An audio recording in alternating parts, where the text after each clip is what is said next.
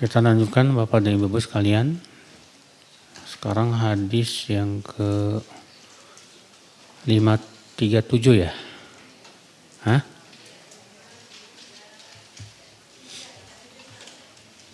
Apa 536? 537 ya. Wa an Ammar bin Yasir radhiyallahu anhu qala Sami'tu Rasulullah sallallahu alaihi wasallam yaqul Inna rajula la yansarifu wa ma kutiba lahu illa usyru salatihi tus'uha thumnuha subu'uha sudsuha khumsuha rubu'uha thulthuha nisfuha Rawahu Abu Daud wan Nasa'i wa Ibnu Hibban fi sahihi.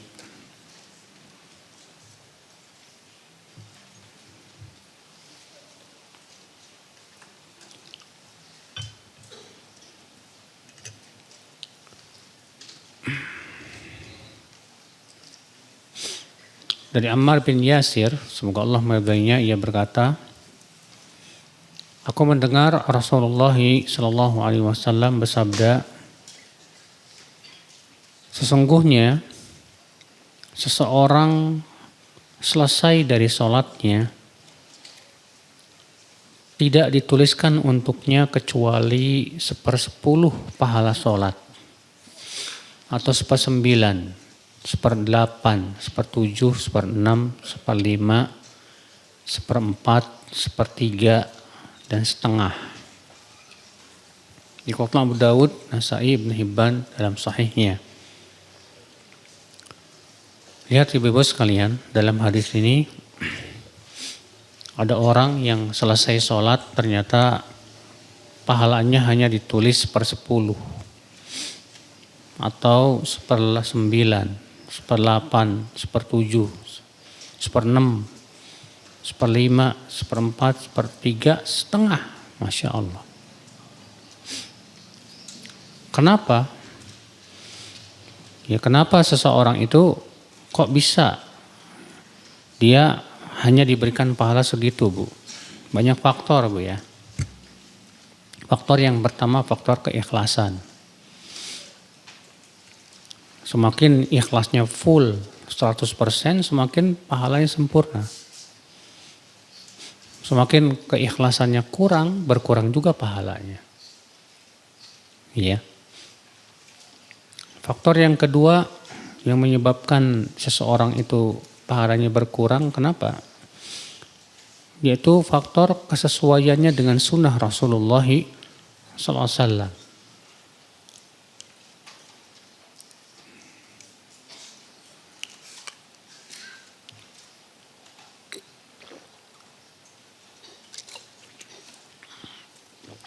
Semakin amalan seorang hamba itu sesuai dengan sunnah Rasul, semakin besar pahalanya.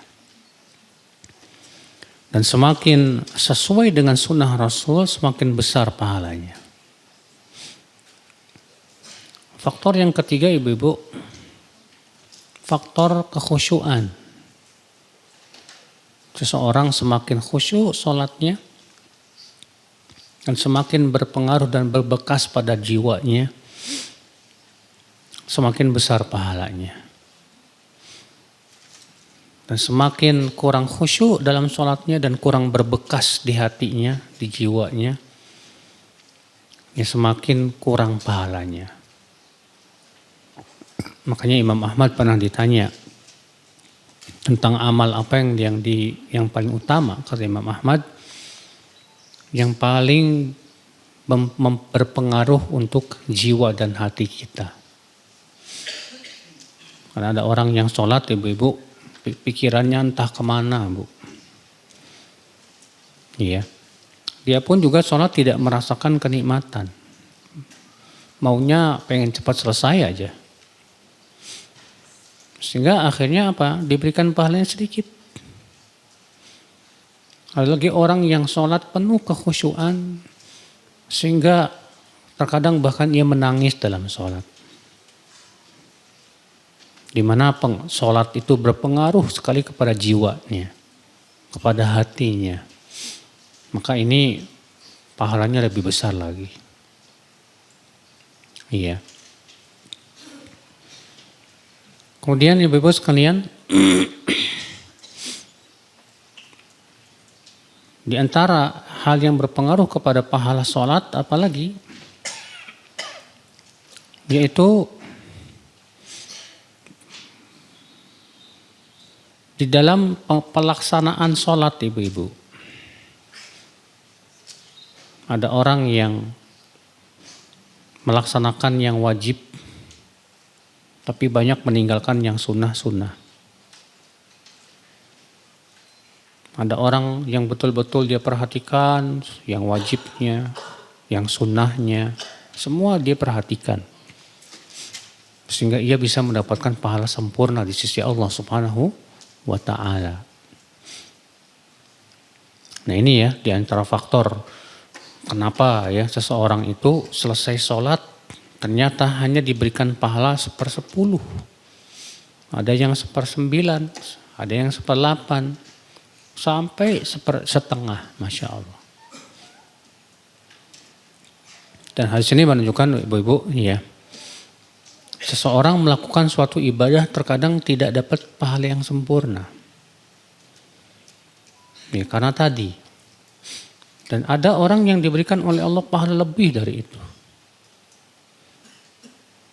Sebutkan dalam hadis bahwa sholat seseorang itu bisa menggugurkan dosa-dosanya. Sehingga para ulama berbeda pendapat ya. Apakah sholat itu bisa menggugurkan dosa besar atau hanya menggugurkan dosa apa? Kecil.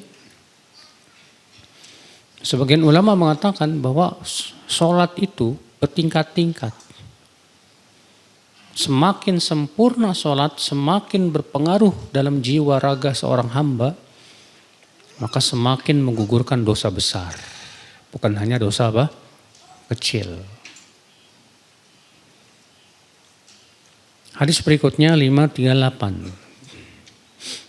Wa an Abil Yasar radhiyallahu anhu anna Nabiy sallallahu alaihi wasallam qala ma minkum man yusalli salata kamilah wa minkum man yusalli nisf wa thuluth wal rubu' wal khamat wal khumus hatta balagal ushr. Rawahu Nasa'i bi isnadin hasan. Di antara kalian, kata Rasulullah, ada yang sholatnya sempurna pahalanya. Sempurna sholatnya. Di antara kalian ada yang sholat cuma dapat setengah. Ada yang 1/3, ada yang 1/4, ada yang 1/5, sampai 1/10. Maka dari itu kewajiban kita berpikir gimana caranya supaya pahala kita dapat sempurna. Ya. Hadis selanjutnya wa an Abi Hurairah radhiyallahu anhu qala Rasulullah sallallahu alaihi wasallam as-salatu thalathatu aslath at-tuhuru thuluth war-ruku'u thuluth was-sujudu thuluth faman addaha bihaqqiha qubilat min wa qubila minhu sa'iru amalihi wa man ruddat alaihi salatu rudda alaihi sa'iru amalih. Rahul Bazzar wa qala la na'lamu marfu'an illa min haditsil Mughirah bin Muslim wa qala al-Hafidh wa isnadu hasan. Dari Abu Hurairah semoga Allah meridainya, ia berkata Rasulullah sallallahu alaihi wasallam bersabda, salat itu terbagi menjadi sepertiga. Sepertiganya adalah bersuci. Sepertiganya lagi ruku dan sepertiga lagi sujud. Siapa yang melaksanakan semua ini, ya melaksanakan haknya, akan diterima sholatnya. Dan diterima darinya semua amalnya. Dan siapa yang tidak melaksanakan haknya, ya, dia akan ditolak sholatnya Dan siapa yang sholatnya ditolak, maka ditolaklah semua amalnya. Di sini ibu-ibu menunjukkan ya, bahwa rukun terbesar sholat itu ada 3. Walaupun ada rukun-rukun yang lain, tapi yang paling besar ini Bu. Yang pertama yaitu bersuci. Bersuci dari apa? Dari hadas dan dari najis. Bersuci dari hadas dan dari najis. Dengan cara apa? Berwudu. Tapi kalau hadasnya hadas besar, maka dengan apa? Dengan mandi. Sekarang kalau wudunya nggak becus gimana? Ya, misalnya dia nyuci kakinya seenaknya aja udah, tumitnya itu nggak kecuci. Kira-kira diterima nggak sholatnya Bu? Enggak. Ya, Rasulullah SAW pernah melihat ada orang sedang sholat, ternyata di kakinya itu ada sebesar dirham tidak terkena air. Maka Rasulullah menyuruh ia mengulangi wudhu dan sholatnya. Makanya hati-hati loh ya, dalam masalah wudhu itu jangan seenaknya kita mencuci anggota. Ya, perhatikan betul. Tapi juga jangan sampai kepada jangan sampai was-was. Ada sebagian orang was-was tuh Bu. Ya, dia habis mencuci wajah, mencuci tangan, mengusap kepala. Pas mau cuci kaki dia bingung. Tadi saya udah cuci tangan belum ya? Akhirnya balik lagi wudhu lagi dari awal. Habis selesai wudhu, bingung lagi dia. Tadi kayaknya kepala saya belum deh. Wudhu lagi dari awal. Ada yang kayak gitu tuh Bu. Sampai ada seorang pemuda telepon saya, Ustadz tolonglah saya Ustadz, kenapa nanti? Saya ini kalau wudhu sampai setengah jam Ustadz, ya Allah. Sampai setengah jam. Itu berapa liter air coba habis. Kenapa bisa begitu? Ya itu Ustadz, saya terkadang seperti yang saya ceritakan tadi Pak. Habis selesai wudhu, selesai mau sholat, kayaknya kentut deh. Balik lagi wudhu. Nah ini namanya was-was. Ya. Jika ada was-was begitu, tolak udah. Nah ini yang sepertiga yang pertama, yaitu bersuci.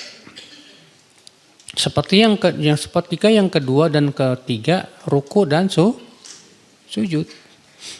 Maka kita harus perhatikan betul ruku kita. Seperti dalam hadis, man la yuqimu sulbahu fi ruku wa sujud, la tujzi sholatu man la yuqimu ruku'ahu sulbahu fi ruku' was sujud. Tidak sah sholat orang yang tidak menegakkan atau meluruskan tulang punggungnya saat ruku dan sujud. Ada orang pas mau ruku Bu, ya Bapak sekalian, pas mau ruku belum sempurna rukunya, belum lurus punggungnya, udah sami Allahu liman hamidah. Berarti ini orang nggak sempurna ya ruku dan sujudnya. Yang kayak ginian diterima enggak? Dan sudah pernah lewat hadisnya. Sebutkan kata Rasulullah SAW, ada orang yang sholat 60 tahun lamanya enggak diterima satupun sholatnya. Bagaimana? Yutimur ruku wala yutimur sujud. Wa yutimur sujud wala yutimur ruku. Dia sempurnakan rukunya tapi tidak disempurnakan apa? Sujudnya. Dia sempurnakan sujudnya tapi tidak disempurnakan rukunya. Makanya 60 tahun sholat gak diterima itu. Iya. Ini kayak gaya-gaya gitu Bu. Kayak gaya-gaya orang yang sholat tarawih tercepat di dunia itu. Iya. Ibu lihat, Bapak lihat. Orang yang sholat tarawih tercepat di dunia itu. Mana disempurnakan ruku dan sujudnya. Iya. Udah baru mau bergerak dikit mau ruku, udah sami Allahu liman hamidah. Sujud belum nempel kali ya, nempel dikit aja langsung Allahu Akbar. Belum sempurna. Bagaimana akan diterima sholat orang seperti itu? Hadis ini menunjukkan Bapak dan Ibu, hadis ini termasuk dalil mazhab Hambali, bahwa orang yang meninggalkan sholat itu kafir menurut mazhab Hambali. Karena dalam hadis ini dikatakan ya, siapa yang diterima sholatnya maka akan diterima semua amalnya. Dan siapa yang ditolak sholatnya maka akan ditolak semua apa? Amalnya. Berarti itu menentukan ibu-ibu, masalah sholat ini penting banget ya. Sampai-sampai sholat kita itu mempengaruhi amalan-amalan yang lainnya. Makanya Al-Hasan Al-Basri berkata apa? Ada dua amal, siapa yang memperbaiki dua amal ini, dua perkara ini, Allah akan perbaiki amalan-amalan yang lain. Yang pertama sholat, yang kedua lisan. Yang pertama apa? Sholat. Orang yang memperbaiki sholatnya, Allah akan perbaiki amalnya. Demikian pula lisan. Orang yang menjaga lisannya, Allah akan jaga amalnya. Dan orang yang tidak menjaga lisannya, Allah tidak jaga amalnya. Ya. Hadis 540. Wa an Hurais bin Qabisah qala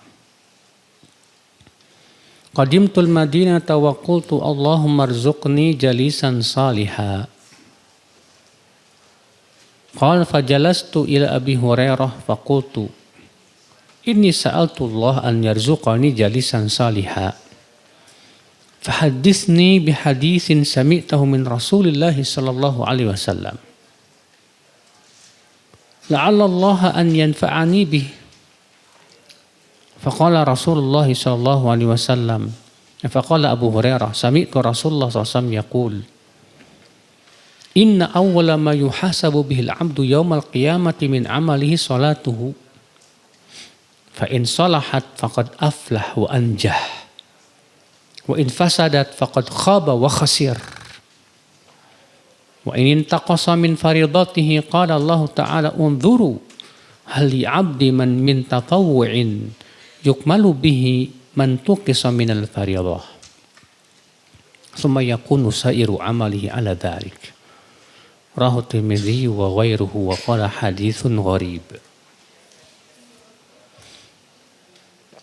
Dari Hurais bin Qabisah, semoga Allah meridainya, ia berkata, semoga Allah merahmatinya. Hurais bin Qabisah ini seorang tabi'in ya. Aku mendatangi kota Madinah dan aku berdoa, ya Allah, berikan aku teman yang soleh. Ya. Ya Allah, berikan aku rezeki teman yang soleh. Ia berkata, lalu aku duduklah kepada Abu Hurairah. Duduklah kepada Abu Hurairah, sahabat Nabi SAW yang masyhur. Lalu aku berkata, sesungguhnya tadi aku berdoa kepada Allah agar memberikan aku rezeki teman duduk yang soleh. Tolong sampaikan kepadaku suatu hadis yang engkau dengar langsung dari Rasulullah SAW. Mudah-mudahan Allah memberikan manfaat kepadaku dengan hadis tersebut. Abu Hurairah berkata, aku mendengar Rasulullah SAW bersabda, sesungguhnya yang pertama kali dihisab oleh Allah pada hari kiamat dari seorang hamba, dari amalnya adalah sholatnya. Bila sholatnya bagus, sungguh ia telah beruntung dan sukses. Apabila sholatnya rusak, sungguh ia telah merugi. Dan apabila kurang dari kewajibannya, maka Allah berfirman, lihatlah kepada ya hambaku ini, apakah ia memiliki sholat sunnah ya untuk disempurnakan dengannya dari yang kurang dari yang wajibnya itu. Kemudian demikian seluruh amalnya di atas itu. Dikeluarkan Tirmidzi dan yang lainnya, dan Tirmidzi berkata hadis ini gharib.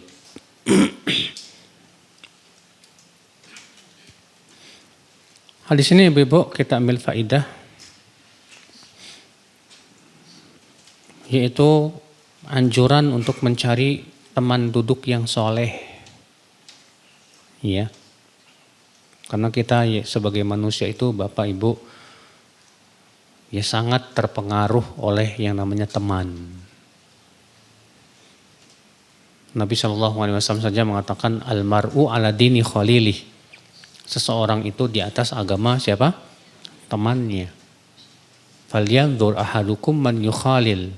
Hendaklah seseorang melihat dengan siapa dia berteman. Jangan sampai salah teman, Pak. Bahkan dalam surat Al-Furqan ya, kalau nggak salah ayat 28 tambah 27 gitu, Anda lupa. Allah menceritakan tentang penduduk neraka yang menyesal sekali. Dia masuk neraka gara-gara temannya. Allah mengatakan qala ya wailata laitani alam attakhidh fulanan khalila. Laqad adallani 'anil dzikri ba'da idz ja'ani. Penduduk neraka ini berkata, aduh andaikan aku enggak ngambil si fulan sebagai teman akrabku. Sungguh ia telah menyesatkan aku ya setelah datang kepadaku peringatan. Tuh lihat. Gara-gara temannya masuk neraka. Iya. Maka dari itu jangan meremehkan masalah pertemanan loh. Sebagian orang mengatakan begini, berteman sama siapa aja. Kita kan harus gaul, jangan kuper. Iya. Kita katakan gak ada kaidah itu dalam Islam. Islam tidak pernah mengajarkan bertemanlah dengan siapa saja, gak pernah. Gak ada ayatnya, gak ada hadisnya yang mengatakan bertemanlah sama siapa aja, gak ada. Yang ada, ya, kita disuruh selektif dalam memilih apa? Teman. Kalau teman soleh ini Masya Allah keuntungannya Pak, Bu. Di dunia kita kalau kita punya teman yang soleh itu ya Masya Allah ya. Kalau kita futur dinasihatin. Kalau kita punya teman soleh itu ya, kita bisa dapat faidah dari dia. Faidah berupa akhlaknya, berupa ucapannya, nasihatnya. Iya. Teman yang soleh. Di dunia ini, kita punya teman yang soleh, alhamdulillah. Di akhirat, teman yang soleh itu, ternyata ibu-ibu, teman yang soleh itu diizinkan oleh Allah untuk memberikan syafaat buat teman-temannya. Sebagaimana dalam Sahih Bukhari ya, bahwasanya Rasulullah bersabda ya, ketika kaum mukmin telah melewati jembatan Sirat yang terbentang di atas api neraka, maka mereka ketika melihat teman-temannya masuk neraka, mereka datang kepada Allah dan berkata, ya Rabb, ikhwanuna alladzina kanu yusalluna ma'ana wa yasumuna ma'ana. Ya Allah, yang di neraka itu teman-teman kami ya Allah. Mereka dahulu sholat bersama kami, berpuasa pun bersama kami. Keluarkan mereka dari neraka ya Allah. Terus saja mereka memohon kepada Allah supaya teman-temannya dikeluarkan dari neraka. Akhirnya Allah berfirman, idhabu ilan nar. Silahkan. Pergilah ke neraka dan keluarkan dari neraka orang-orang yang kalian kenal yang mengucapkan la ilaha illallah. Akhirnya kaum mukminin pun mengeluarkan temannya dari neraka. Iya. Makanya kata Al-Hasan Al-Basri apa? Aksiru minar rufaqa al-julasa as-salihin. Perbanyaklah oleh kalian teman-teman yang soleh. Iya. Itu ya teman-teman Yang soleh itu kayak gimana sih? Teman yang soleh itu Bu, yang teman yang membuat kita ingat akhirat. Adapun ibu punya teman walaupun bercadar, tapi kalau duduk sama dia ngomongin orang aja. Kerjanya gibahin orang aja. Itu syanu nisya, itu bukan teman soleh. Itu teman brengsek gitu Bu. Iya. Walaupun pakai cadar ya, tapi kalau akhlaknya buruk kayak gitu, kita bisa terpengaruh. Ada lagi punya teman, kalau ngobrol kumpul sama mereka, ya obrolannya tentang dunia aja. Akhirnya membuat kita jadi cinta dunia. Ini bukan teman yang saleh. Lagi ya ikhwan duduk kalau ngobrol ya obrolannya apa coba? Poligami aja. Iya, disuruh kawin lagi malah nggak mau. Ngapain ngobrolin kayak gituan? Kalau ngobrolin ayat, ngobrolin hadis nggak mau. Itu bukan teman yang soleh, Bu. Teman yang soleh itu kalau duduk sama dia membuat kita ingat Allah. Teman soleh itu kalau kita duduk sama dia membuat kita ingat akhirat. Yang kayak ginian jarang nggak? Banget.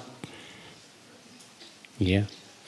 Maka dari itu kalau ibu-ibu mendapatkan teman kayak gini nih, pegang kuat-kuat Bu. Dan ibu merasa cocok sama dia, pegang kuat-kuat. Cuma masalahnya terkadang kita pengen cari teman soleh, kitanya sendiri yang kurang soleh gitu loh. Dapat teman soleh, terus kita dinasehatin sama teman. Kitanya nggak mau dikasih nasihat. Ya, Allah ente ini sok suci. Ya, gimana kita akan bisa berteman dengan teman yang soleh, sementara kita sendiri masih jauh dari kesolehan. Iya. Kecuali kalau memang kita siap. Saya pengen cari teman soleh. Berarti saya harus siap untuk diluruskan kesalahan saya. Iya. Nah ini ibu-ibu. Dan ingat juga ya bahwa teman kita yang soleh pun juga dia manusia, bukan malaikat. Artinya apa? Yang namanya manusia pasti punya aib dan celah tidak? Pasti. Yang namanya teman soleh pasti ada kekurangannya. Ada. Ya. Maka dari itu kita kalau berteman tuh Bu, modal pertemanan itu apa? Yang pertama ikhlas. Bukan karena duit, bukan karena kedudukan, bukan karena kekayaan, bukan karena ikatan-ikatan tertentu. Maksudnya zaman sekarang kan berteman karena ada ikatan dunianya Pak. Yang satu karena berteman, karena apa?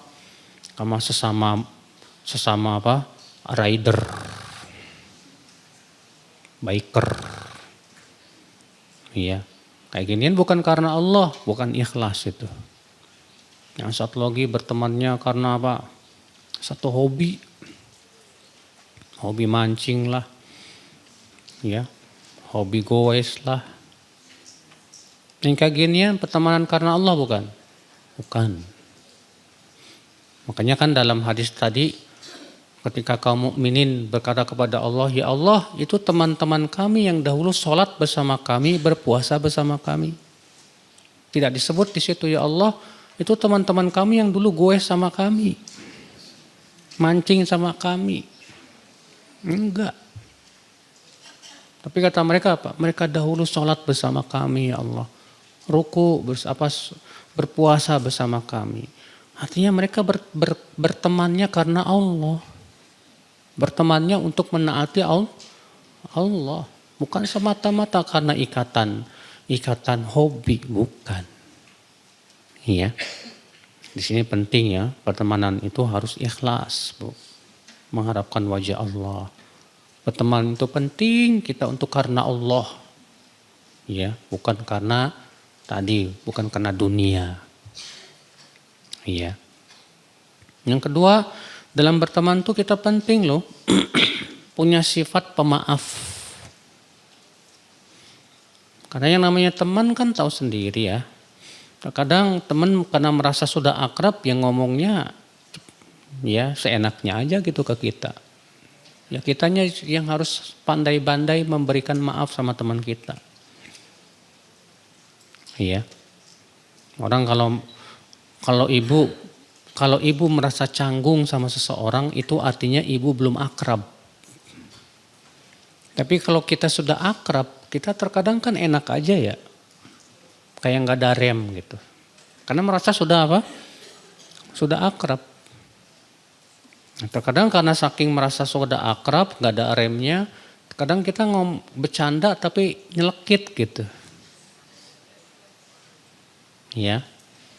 Makanya kita sebagai seorang teman biasa-biasa aja lah. Nggak usah dimasukin kemana? Ke hati. Iya. Kalau antum sifatnya baperan, susah punya teman, Pak. Sebagian orang terkadang begitu. Iya. Nggak boleh temannya salah dikit ditinggalin. Iya, subhanallah.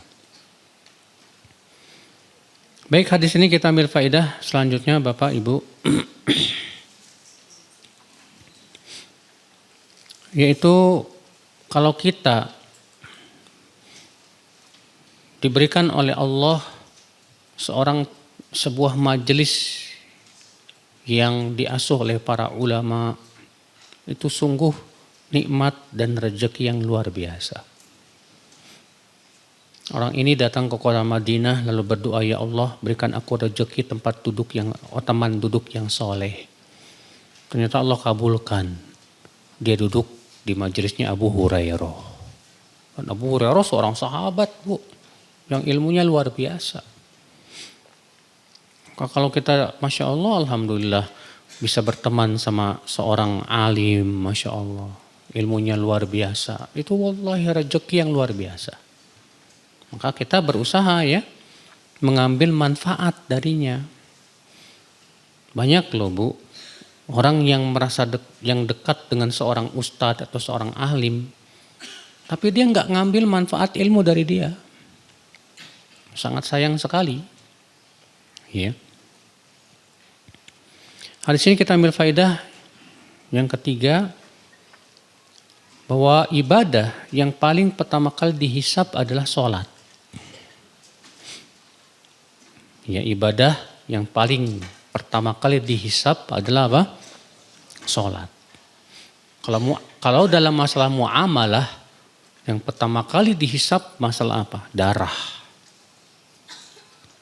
Kalau dalam masalah kenikmatan, yang paling pertama kali dihisab apa Bu? Kesehatan. Iya. Tapi kalau untuk ibadah, yang pertama kali dihisab sholat. Hadis ini menunjukkan Bu, bahwa orang yang sholatnya bagus, maka dialah orang yang beruntung dan sukses. Ya. Dan orang yang sholatnya rusak, maka ia merugi, serugi-ruginya. Maka dari itu kita berusaha gimana caranya supaya sholat kita bagus Bu. Karena sholat yang bagus itu akan mempengaruhi apa? Ya, perbuatan kita yang lain. Sebagaimana sudah kita sebutkan tadi. Makanya Allah berfirman apa Bu? Inna sholata tanha anil fahsya'i wal munkar. Sesungguhnya sholat itu mencegah dari perbuatan keji dan munkar. Masya Allah. Sekarang kalau ada orang sholat nih Bu ya, Bapak sekalian. Sholatnya rajin, tapi maksiatnya juga rajin. Gimana tuh?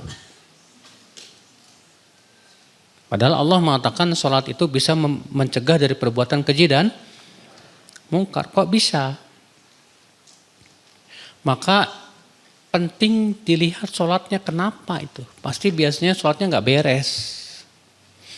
Entah itu misalnya dia gak tumakninah misalnya. Atau mungkin karena sholatnya gak ikhlas misalnya. Sehingga akhirnya sholat tidak mempengaruhi sama sekali. Iya. Tapi kalau ternyata orang sholatnya bagus, tapi kok masih suka melakukan maksiat, maka orang ini kita berharap kebaikan. Insya Allah suatu ketika sholatnya akan mencegah dia dari perbuatan maksiat. Hal ini pernah dilaporkan kepada Rasulullah SAW ya. Jadi dilaporkan, hai Rasulullah, saya punya tetangga, dia sholat malamnya Masya Allah, kalau malam tahajud, fa'idha asbaha sarok, tapi pagi harinya mencuri, hai Rasulullah, gimana itu? Apa kata Rasulullah SAW, ibu-ibu? Satanhahu sholatuhu, satamna'uhu sholatuhu. Kelak sholatnya akan mencegah dia. Kelak sholatnya akan apa? Mencegah dia. Makanya ibu-ibu kalau punya suami yang sholatnya bagus, tumaknina, dia jaga betul, dia selalu pergi ke masjid, insya Allah. Ya, itu suami yang bagus bu nantinya bu. Akan semakin bagus. Karena itu sholatnya akan bisa mencegah perbuatan keji dan mungkar. Tapi kalau ibu-ibu punya suami sholat aja belum boro-boro diperhatiin. Bahkan terkadang kagak sholat lagi. Aduh, merugi bu. Merugi. Iya. Musibah. Hadis ini menunjukkan ibu-ibu, bapak sekalian, keutamaan sholat tatawu, sholat sunnah rawatib. Sholat sunnah rawatib yaitu sholat sunnah yang mengiringi sholat wajib. Apa di antara keistimewaannya? Dia menutup kekurangan yang ada dalam sholat wajib. Kan disebutkan dalam hadis ini, wa in taqasa min faridatihi qala Allah Ta'ala. Apabila sholat wajibnya kurang misalnya dari sisi kewajibannya ada yang dia tinggalkan atau kurang dia lakukan. Maka Allah akan berfirman, lihat apakah hambaku ini punya sholat sunnah tidak? Kalau punya sholat sunnah maka disempurnakanlah kekurangan yang ada pada sholat fardunya itu. Demikian pula amal yang lain. Ya. Ibu puasa sunnah rajin. Nah, puasa sunnah ini akan menambah kekurangan yang ada pada puasa apa? Ramadan yang wajib, yang kurang tuh. Iya. Tapi kalau kita nggak punya puasa sunnah, ya nggak ada buat nambal. Istilahnya kalau pecah ya udah, nggak bisa diganti gitu, nggak bisa ditambal apa. Hadis berikutnya, wa Nabi Hurairah radhiyallahu anhu qala, shalla Rasulullah sallallahu alaihi wasallam yauman thumma sarafa faqala ya fulan ala tuhsin salatak ala yanzurul musalli idza shalla kaifa yusalli fa innama yusalli li nafsihi inni la ubsiru min wara'i kama ubsiru min baini yadayhi. Rahu Muslim wa Nasa'i wa Ibnu Khuzaimah fi sahihi wa lafdhuhu qala shalla bina Rasulullah sallallahu alaihi wasallam adh-dhuhra falamma sallama nada rajulan kana fi akhiris sufuf faqala ya fulan ala tattaqillah ala tanzur kaifa tusalli inna ahadakum idza qama yusalli innama yaqumu yunaji rabbah falyanzur kaifa yunaji innakum tarawna anni la arakum inni wallah la ara min khalfi dhahri kama ara min baini yadayhi. Dari Abu Hurairah semoga Allah meridhoinya, ia berkata Rasulullah SAW suatu hari sholat. Setelah sholat beliau bersabda kepada seseorang, hai fulan, kenapa kamu tidak membaguskan sholat kamu itu? Tidakkah seseorang yang sedang sholat melihat bagaimana ia sholat? Karena sesungguhnya ia sholat untuk keuntungan dirinya. Sesungguhnya aku bisa melihat dari arah belakang sebagaimana aku bisa melihat dari arah depan. Dikeluarkan Muslim dan Nasai dan Ibnu Khuzaimah. Dan Ibnu Khuzaimah lafadznya begini. Ya.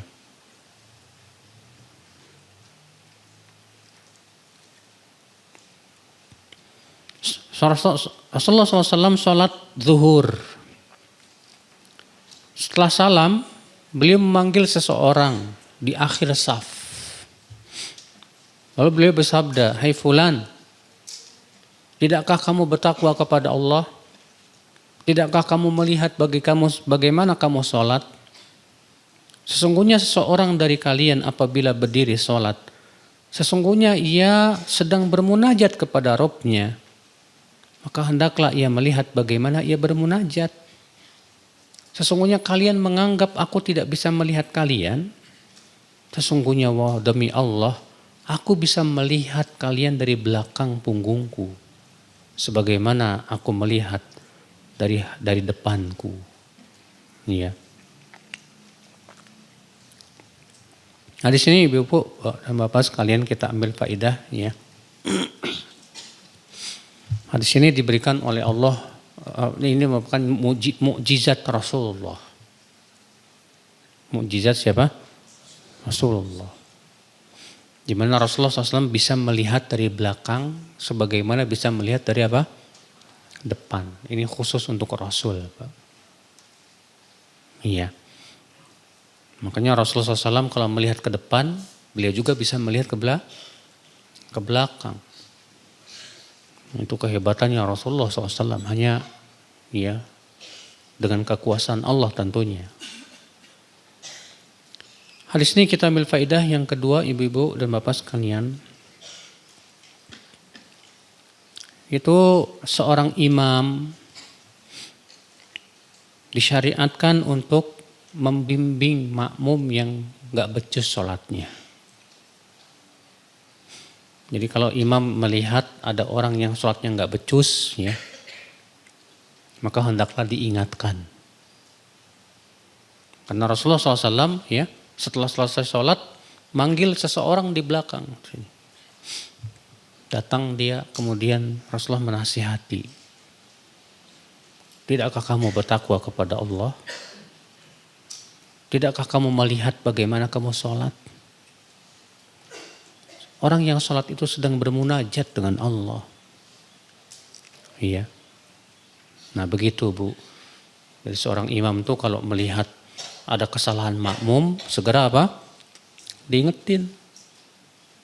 Dalam hadis yang lain pernah ya, Rasulullah sedang sholat, kemudian beliau ruku. Pas lagi ruku, terdengar suara orang lari, gedubuk. Setelah selesai sholat, Rasulullah bersabda, siapa tadi yang melakukan perbuatan itu? Makanya ada seorang sahabat yang bernama Abu Bakrah mengaku, aku ya Rasulullah. Kata Rasulullah, zadakallahu hirsan fala ta'ud. Semoga Allah menambah kepada kamu semangat. Jangan lagi kamu ulangi perbuatanmu tadi. Iya. Kenapa? Karena Rasulullah menyuruh kita mendatangi sholat dalam keadaan apa? Tenang. Ya, imshi bisakinah wa waqar, kata Rasulullah. Berjalanlah dengan apa? Tenang. Apa yang kalian dapatkan? Ya, alhamdulillah. Kalau enggak dapat, berarti tinggal sempurnakan, kata Rasulullah SAW. Jadi kalau kita masuk masjid dalam keadaan imam ruku, enggak usah tergesa-gesa, Bu. Tenang aja. Nah itu ya, jadi imam penting mengingatkan. Ya. Hadis ini juga menunjukkan Bapak dan Ibu, penting sekali kita untuk memperhatikan sholat kita, Bu. Sangat penting. Jangan meremehkan ini. Makanya di sinilah penting kita belajar sifat sholat. Kenapa? Karena Nabi menegur orang ini, ala tuhsin sholatak, tidakkah engkau memperbagus sholatmu? Tidakkah seseorang dari kalian itu kalau berdiri sedang sholat, dia sedang bermunajat kepada Rabb-Nya. maka hendaklah ia melihat bagaimana ia bermunajat dengan Allah Subhanahu wa taala.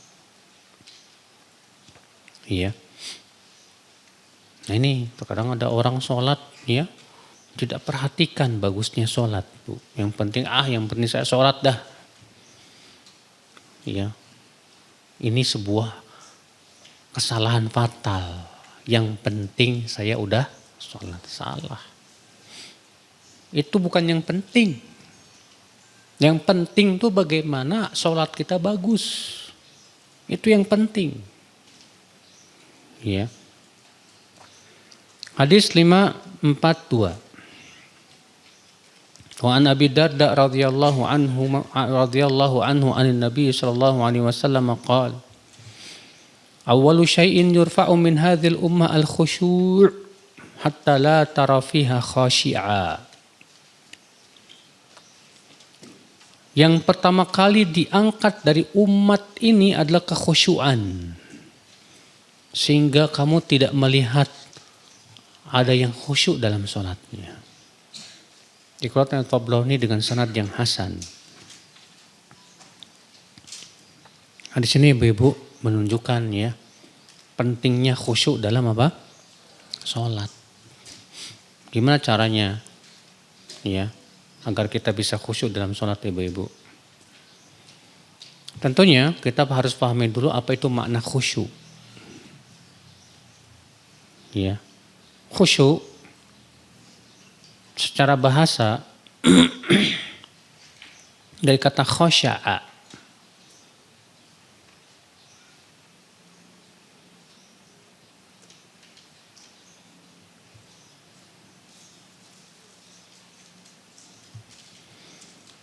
Dan khusyuk ya artinya tenang, diam.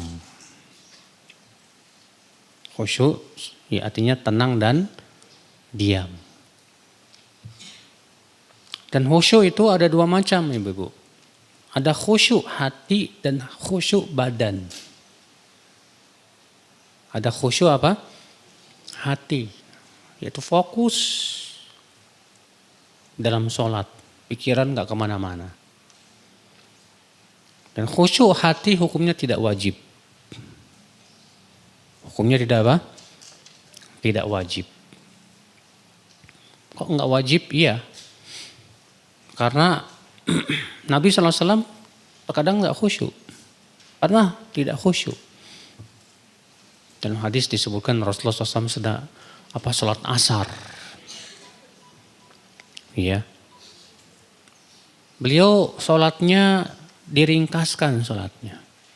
Setelah sholat, setelah salam ya, yang biasanya Rasulullah zikir, enggak. Rasulullah langsung segera melangkahi orang-orang menuju rumahnya.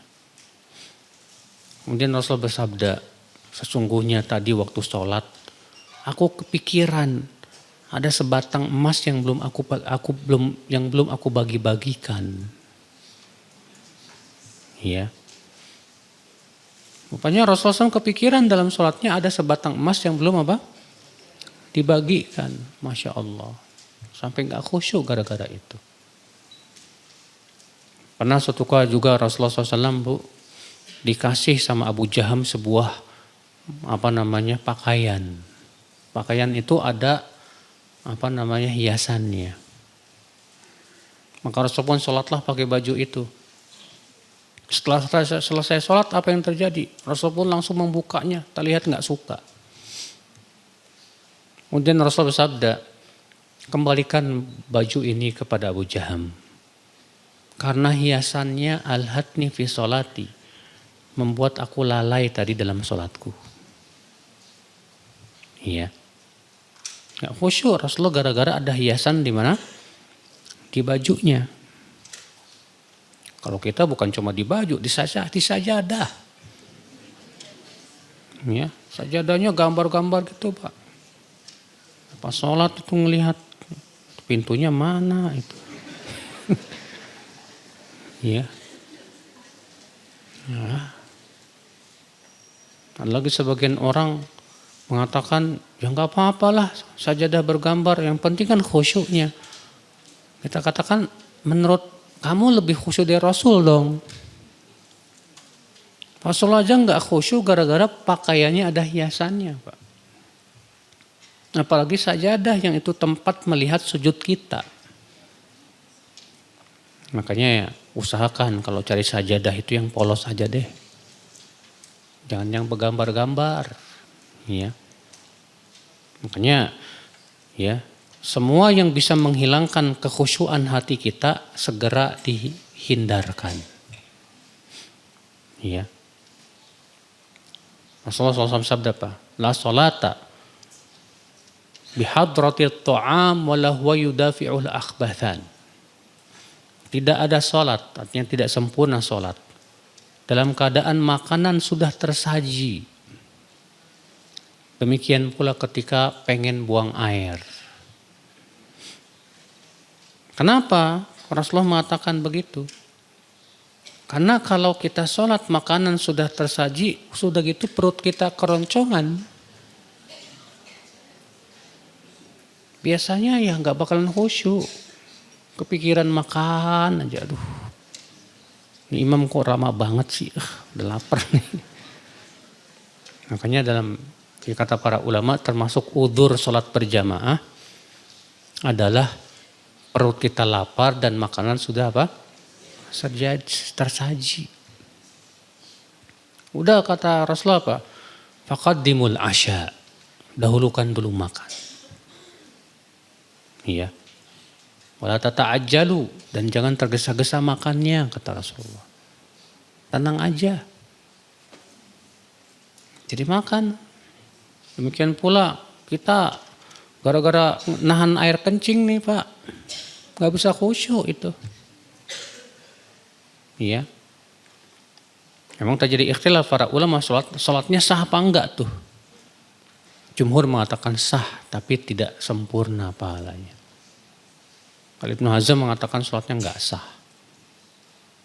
Iya, namun pendapat yang paling kuat jumhur. Nah ini khusyuk hati Pak.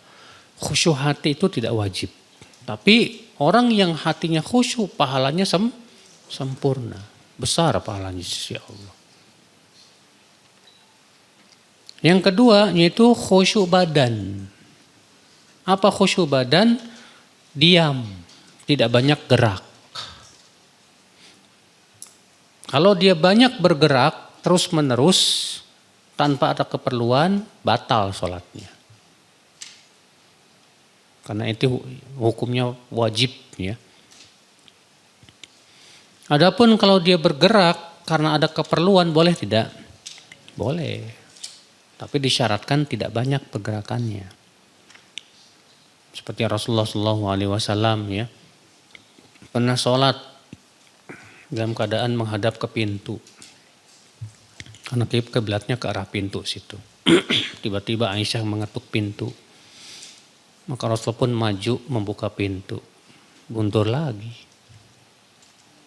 Boleh. Tapi kalau pintunya jauh nggak boleh Pak. Kenapa? Karena akan berakibat kepada gerakan yang banyak. Iya. Namun kata Ibnu Hajar, gerakan yang banyak kalau jedanya panjang boleh. Dalilnya hadis Abu Umamah, hadis bahwa Rasulullah SAW sholat sambil menggendong Umamah. Sebutkan dalam hadis yang sahih ya, riwayat Imam Bukhari dan Muslim seingat saya ya, atau yang lainnya saya lupa. Yang jelas hadis itu sahih. Rasulullah SAW sholat sambil menggendong apa?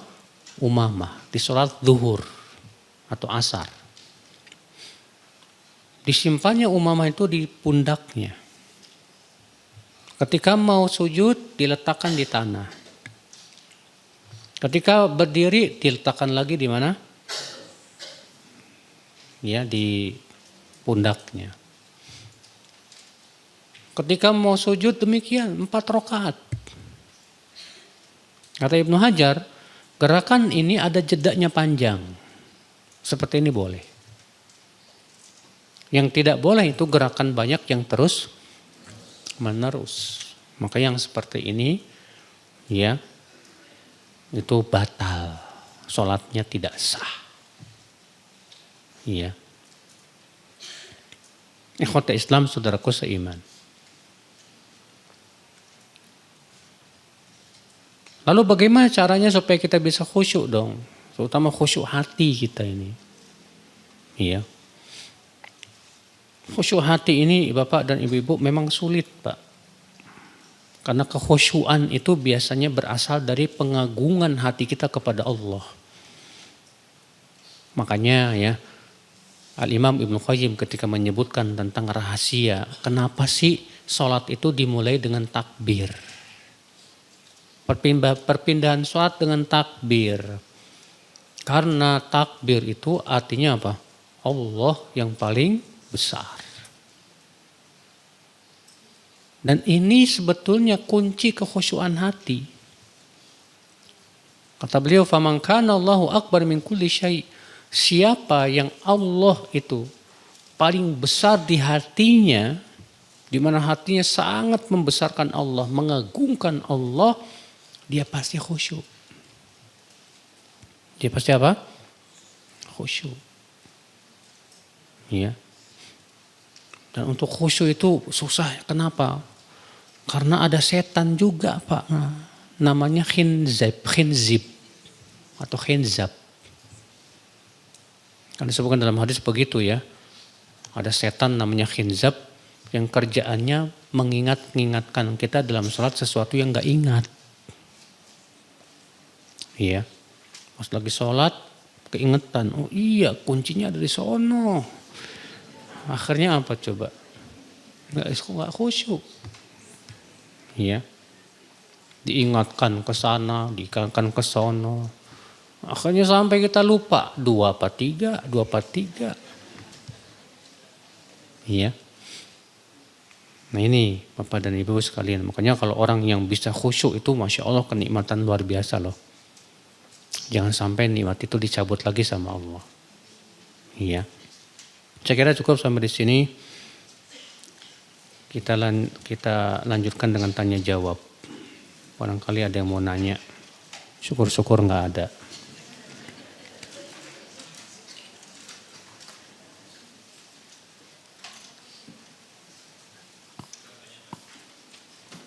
Silakan. Tes.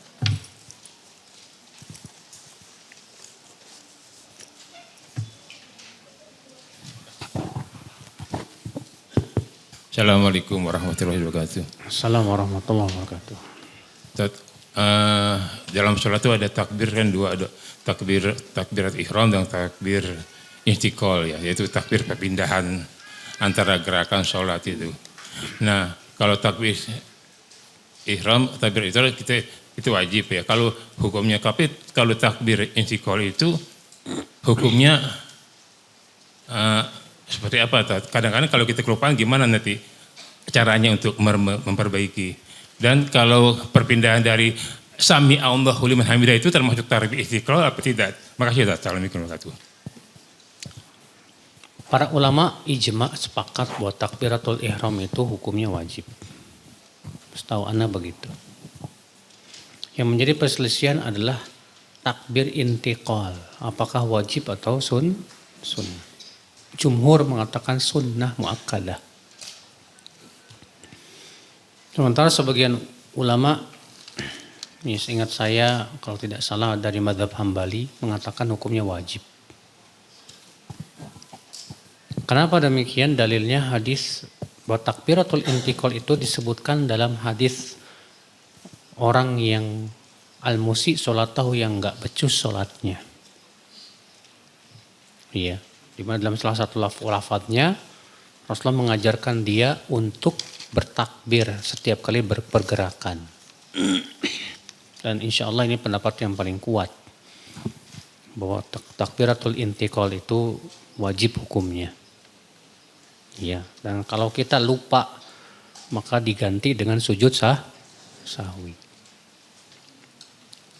Adapun sami Allahu liman hamidah itu kekhususan ketika perpindahan dari ruku menuju i'tidal.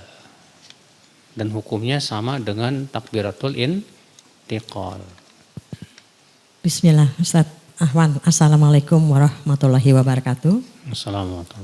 Di hadis 540 Ustaz, yang nomor 3, tadi Ustaz katakan bahwa ibadah pertama kali dihisap adalah sholat, Ustaz ya, Betul. Ustaz ya.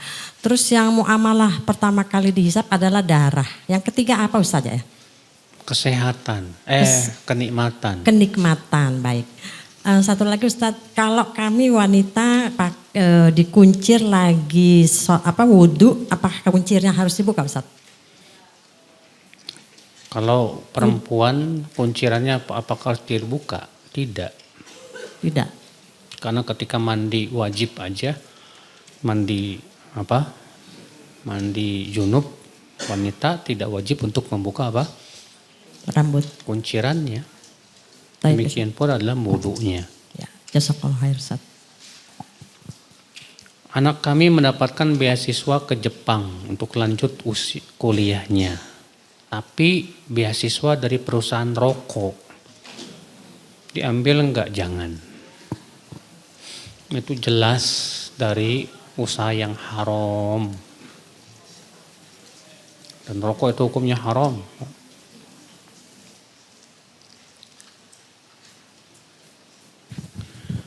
Ketika sholat sendiri bacaannya surat, ada yang lupa lalu ganti surat lain, apakah harus sujud sahwi? Tidak.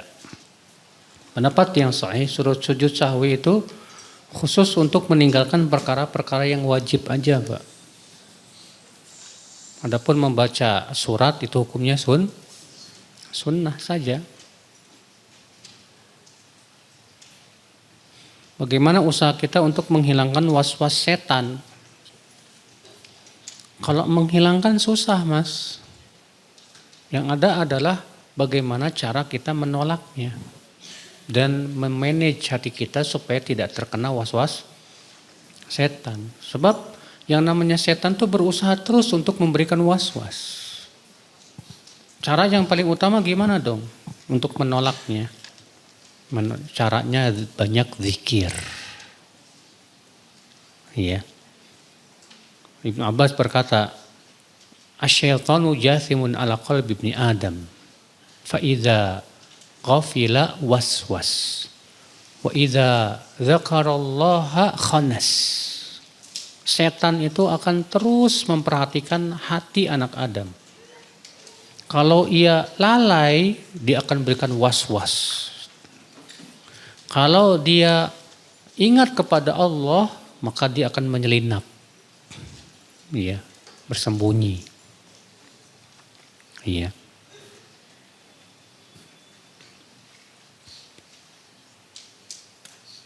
Bagi wanita yang sedang nifas ketika ia ingin baca Al-Quran atau membaca zikir pagi dan petang, apakah berwudu terlebih dahulu? Nifas itu sama dengan haid. Dan wanita yang haid atau nifas yang darahnya terus keluar, wudunya tidak ada manfaatnya. Karena keluarnya darah itu membatalkan wudu. Berbeda dengan junub. Kalau junub kan nggak terus keluar maninya. Dia hanya selesai, udah dalam keadaan junub, kemudian disyariatkan untuk berwudu dulu sebelum tidur atau sebelum makan, dan sehingga dalam hal ini nifas tidak bisa disamakan dengan junub. Jadi gimana dong? Wanita yang nifas dan haid, kalau ingin membaca Al-Quran, bagaimana caranya? Boleh saja, tapi jangan memegang mushaf. Ya, kalau pegang HP boleh, nggak apa-apa, karena HP bukan mushaf.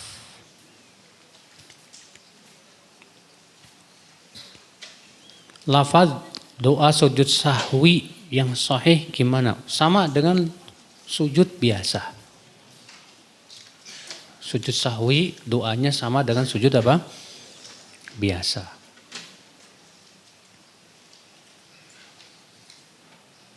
Bagaimana ketika berwudu di dalam kamar mandi yang terdapat toilet atau WC di dalamnya? Apakah kita membaca bismillah? Iya, tetap dianjurkan baca bismillah saat mau berwudu. Walaupun dalam toilet. Iya. Tidak diucapkan, Pak. Karena zikir itu harus diucapkan, tidak cukup di dalam hati. Iya. Nah, kemudian baca 2 kalimat syahadat setelah wudunya, setelah keluar. Setelah keluar WC, baru kemudian apa? Baca deh.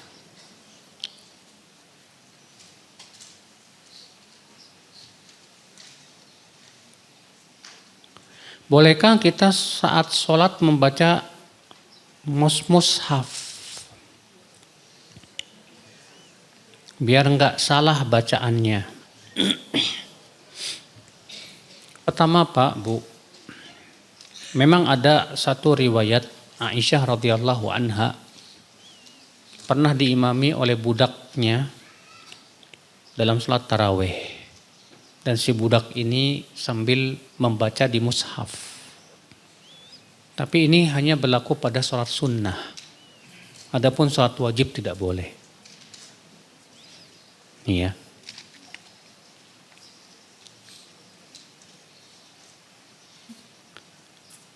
Bolehkah dalam sholat bacaannya agak di atas syair? Apa ini? Bolehkah dalam sholat bacanya agak di atas syair? SYIIR, syair. Maksudnya apa? Syair kali. Sir ya? Ya. Apa Bu yang meletus Bu? Balon? Ya. Baca sholat di atas sir. Untuk bacaan yang mana nih? Untuk sholat yang mana? Zuhur, asar. Untuk zuhur dan asar disirkan. Sunnahnya begitu. Adapun di atas sir berarti masih kedengeran. Ini tidak disyariatkan untuk zuhur dan asar. Tapi disyariatkan untuk sholat tahajud. Karena Rasulullah menyuruh ya ketika tahajud itu tidak sir dan tidak keras, tapi tengah.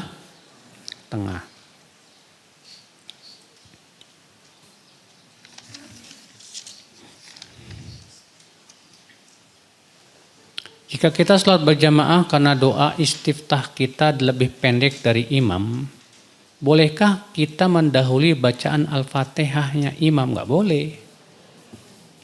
Karena Nabi melarang kita untuk mendahului imam. Kalau kita terlupa sholat, misalnya saat sholat zuhur kita lupa.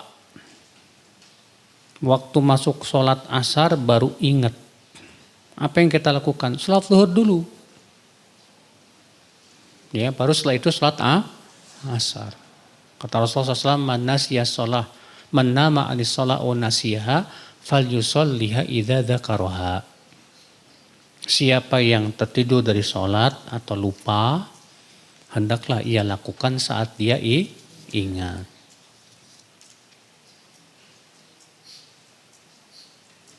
Kami memiliki pos keuangan untuk Polkam. Dan kami baru berhutang. Maksudnya gimana sih pos keuangan? Kami memiliki pos keuangan. Apa sih maksudnya Pak? Hah? Apa? Untuk Polkam. Untuk pulang kampung. Dan kami baru berhutang. Katanya punya pos keuangan. Kami baru berhutang nih, yang bikin saya bingung di sini nih. Mana yang harus didahulukan Ustadz? Bayar hutang, kurban, ya. Dan hutangnya kepada orang tua sendiri, wajib bayar. Hutang dulu, walaupun sama orang tua. Wajib. Ya.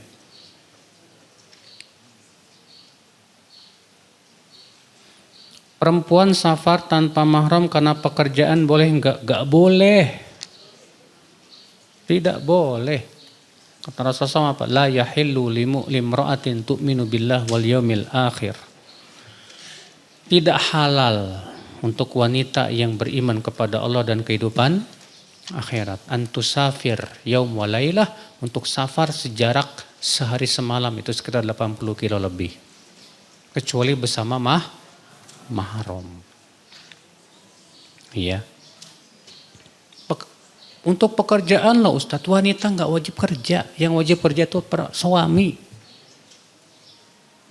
Kecuali kalau si wanita ini nggak punya suami. Ya, nggak punya suami, nggak ada yang menafkahi, terpaksa dia kerja, gimana lagi? Apakah boleh mengakhirkan sholat isya? Ini diakhirkannya kapan nih? Sebagian ibu-ibu tuh ya, ada yang bilang gini, Ustaz saya sholat isyanya jam 2 malam aja sekalian tahajud. Gak boleh. Karena sholat isya itu hanya berakhir sampai pertengahan malam. Iya. Kemudian ibu, Rasulullah SAW memakruhkan tidur sebelum sholat isya. Jadi tidur sebelum sholat isya hukumnya makruh.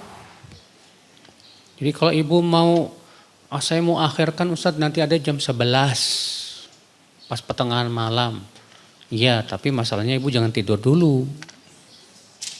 Sebab kalau ibu tidur dulu ibu terkena makruh tuh Bu.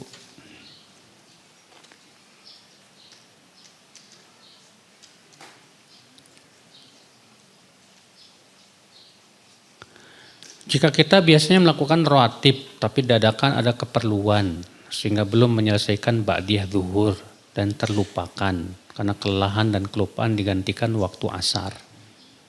Apakah ba'da zuhur itu bisa digantikan hari berikutnya? Bisa diqadha setelah sholat asar. Karena Rasulullah SAW, ibu-ibu dengerin jangan ngobrol ya. Rasulullah SAW pernah ya suatu hari nggak sempat sholat ba'diyah zuhur. Maka beliau qadha setelah sholat asar.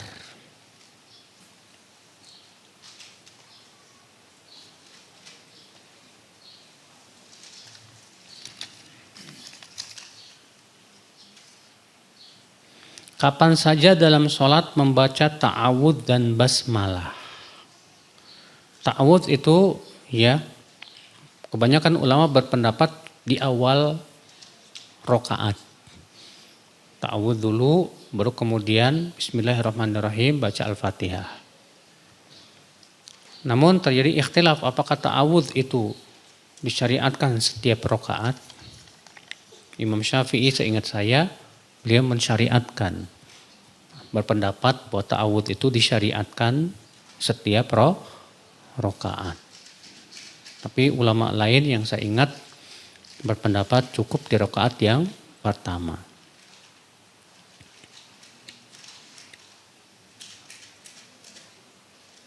Bagaimana kalau tidak pernah sholat semasa hidupnya Ustadz? Waduh. Bu, iblis itu nggak mau sujudnya kepada Adam loh. Bu. Kalau disuruh sujud sama Allah masih mau. Ini orang disujud sama Allah nggak mau. Berarti ini sebetulnya lebih sombong dari iblis ini. Iya. Makanya ya banyak ulama mengatakan orang yang gak pernah sholat sama sekali, gak mau sholat, ini bukan muslim lagi. Ini bukan apa? Muslim. Demikian saya kira cukup. Subhanakallah bihamdika asyhadu an la ilaha illa anta astaghfiruka wa atubu ilaik. Wassalamualaikum warahmatullahi wabarakatuh.